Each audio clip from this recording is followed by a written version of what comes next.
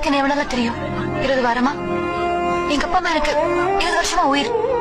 உனக்காக நான் அவங்கள விட முடியாது. ஆனா உனக்காக நான் இதை வேணா விட்டுட்டு வருவேன்.